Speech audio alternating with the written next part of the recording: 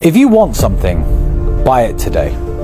Genuinely, if you want something, buy it today. Everybody plans their life as though they're going to live to 70, 80. A lot of you are wrong about that. A lot of you will die in your 30s and 40s. That's just human nature. I had this discussion with a young friend of mine named Alex a couple years ago when he was talking about buying Bitcoin. He had about $25,000, about one Bitcoin at the time. And he said, Tristan, I've always wanted a BMW and I've always wanted a nice fast car. I don't have it. He's the guy who I then bought a Lamborghini, but I digress. Or should I buy a Bitcoin? This was his question. And I said, you know what, Alex? You're 19 years old and you can't get your dick sucked in the back seat of a Bitcoin.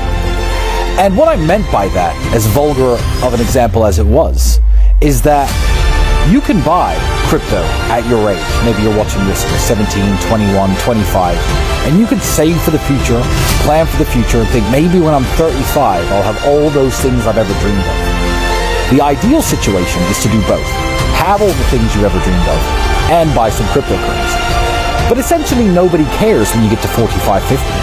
If you save your Bitcoin now and you're a billionaire at 50, then you get a Lamborghini, then you get a Bentley and a Rolls Royce and a boat.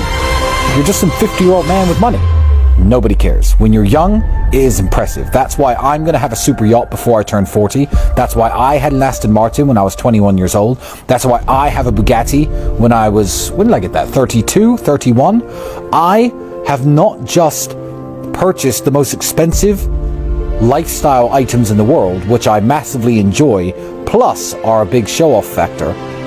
I did it at the right age. I did it at a very young age, and it's always more impressive. If I meet a 50-year-old man, he shakes my hand, he's got a Rolex on his wrist, it's a completely different feeling than when a 20-year-old reaches out his hand to shake my hand and there's a Rolex on his wrist. That 20-year-old, it's not expected of him to have that Rolex, whereas with the 50-year-old it is. So my financial advice to everybody has always been the same. Spend 50% of your money as though you're going to live 50 more years, and spend 50% of your money as if you're going to live 50 more days. I call it the 50-50-50 rule, because you might live 50 more days, and that might be it. And with your dying breath, laying on the side of that road after getting hit by that female driver, you'll be like, I died without ever owning a Rolex or a supercar, but I've got some Bitcoin. Nobody cares.